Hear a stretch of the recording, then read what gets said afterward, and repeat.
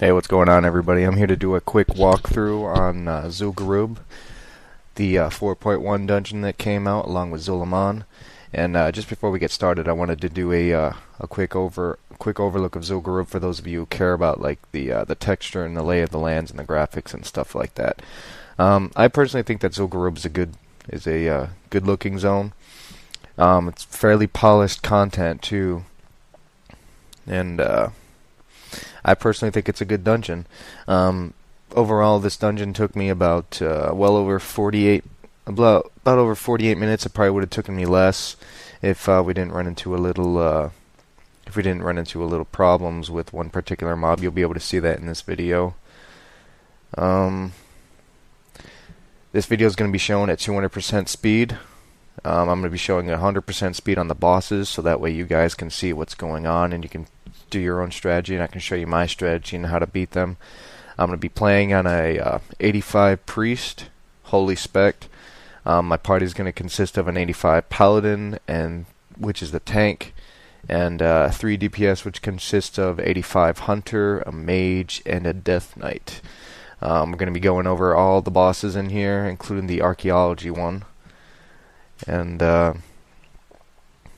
pretty much that's it. Just gonna let this clip play of me flying around gurub, and I thought this was pretty interesting. I just came into the altar and I just found this little mob sitting right here, which is High Priestess, whatever her name is. I just killed her. I didn't actually think there was anybody inside, not the actual instance, but like the outside area instance. But well, anyway, we should get started. Like I said before, the rest of this video is going to be shown at 200% speed, unlike the bosses, which are going to be shown at 100% speed, which will give me enough time to put in my feedback and talk a little bit about the boss strategy. So yeah, 85 priest, paladin, all that shit. Alright, for this first piece of trash here, pretty much what I like about the trash in this dungeon is pretty much everything in here leads up to some sort of boss encounter, which gets you ready. You probably just saw like the poison missile that just got launched at me. That needs to be interrupted, because if not, it's gonna do high damage. And once you kill the Venomancer, you're gonna gain access to this cauldron. You're gonna click on it, mount up, and then run all the way down this little path right here. And down the path, the tank should pick up the bugs.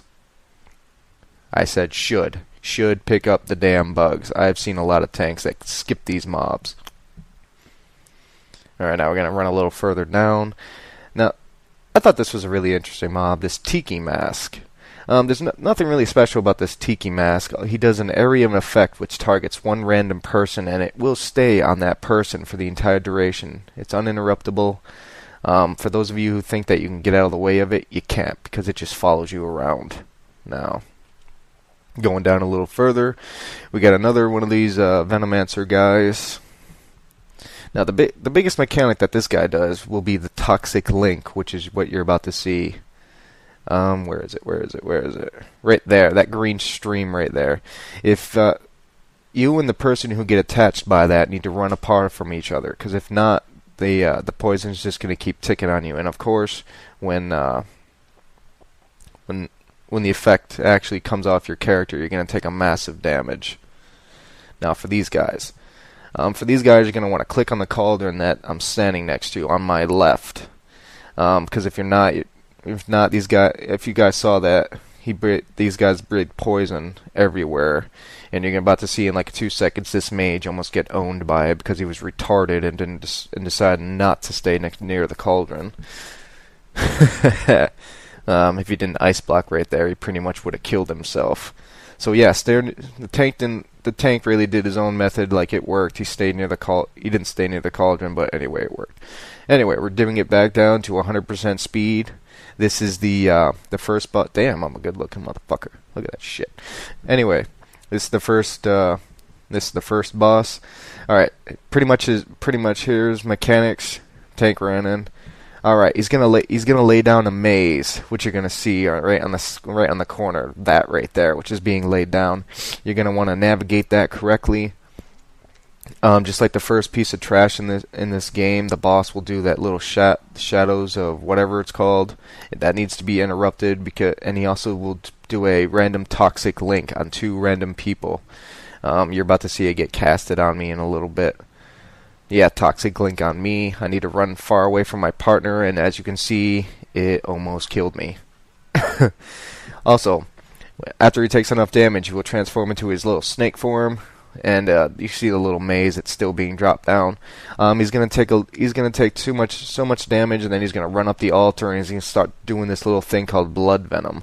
Pretty much, blood venom is a green stream of poison that lands directly on you, and it will slowly follow you. So pretty much all you gotta do is kite it. So he should transition into the next phase in like a few seconds. There he goes, running up the stairs. All right, and as you can see,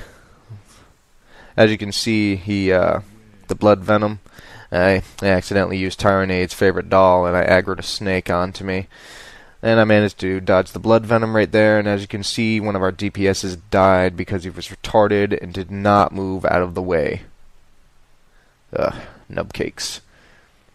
One thing he'll also do for range DPS, I didn't cover this before. He'll pile poison up, and if you're not careful, it will kill you.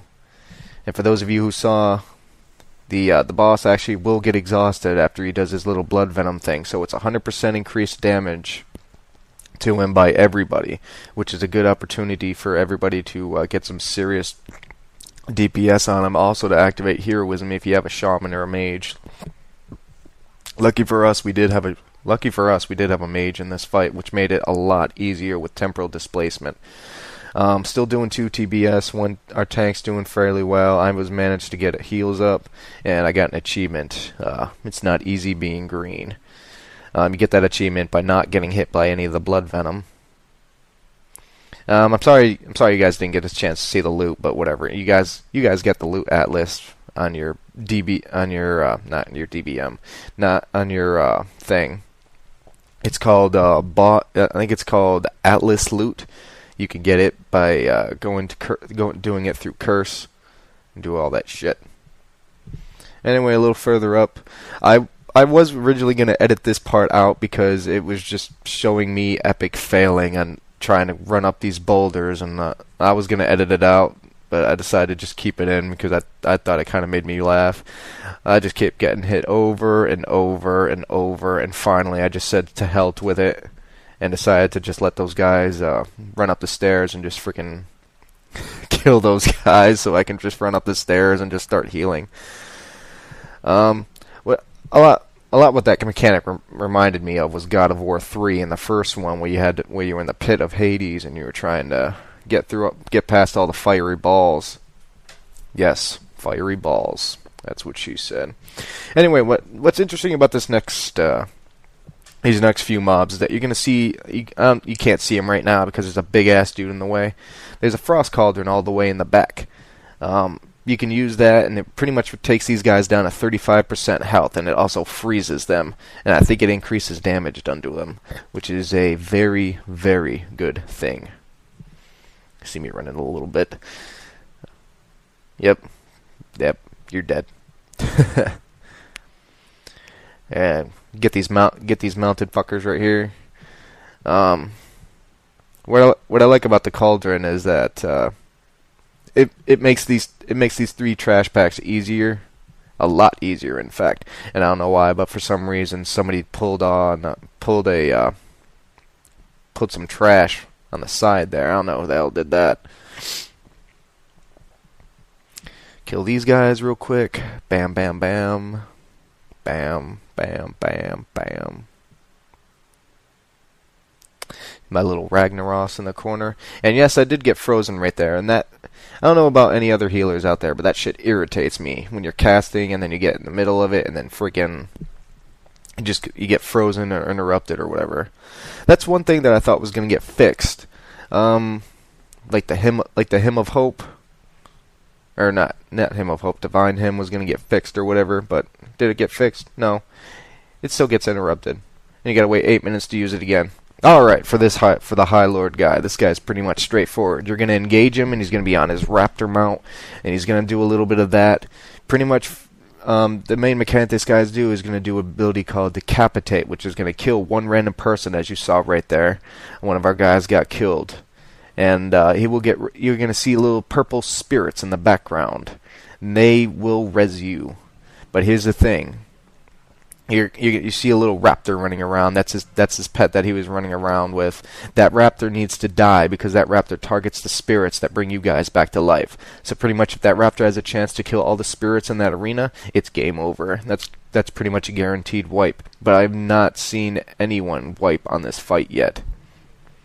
And I just got killed by the decapitate thing. What I'm gonna do is I'm just gonna get off a few free heals using my Spirit of Redemption, and then I'm going to accept the res. This guy will also do a devastating slam, which I don't know if you guys saw was like a spike barrage. For all I know, I've never seen anybody get hit by it exactly. Yeah, devastating slam, the little orange area thing right there.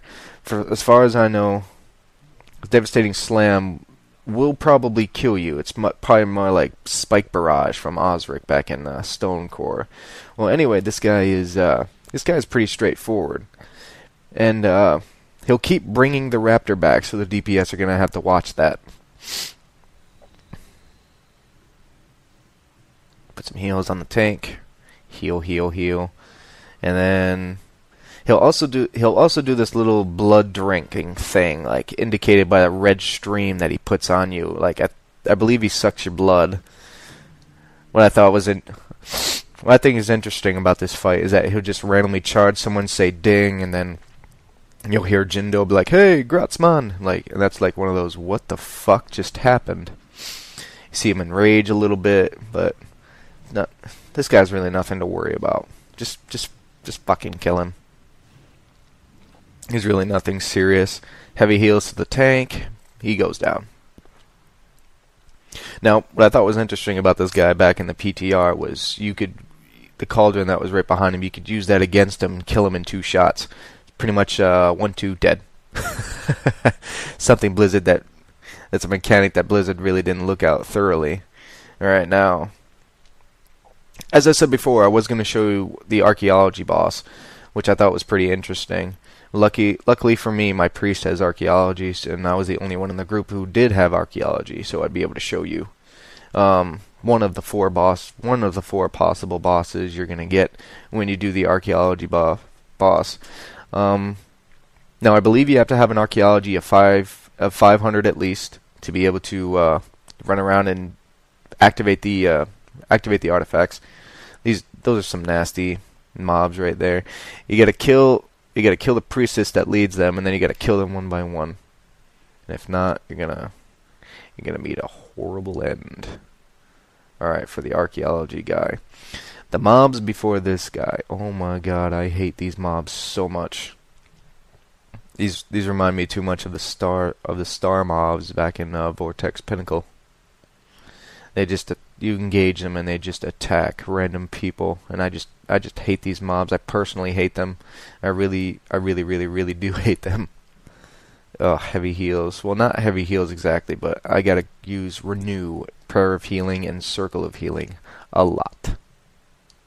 And it gets really frustrating sometimes. Goddamn tiki mask. Alright, now I'm gonna start engage.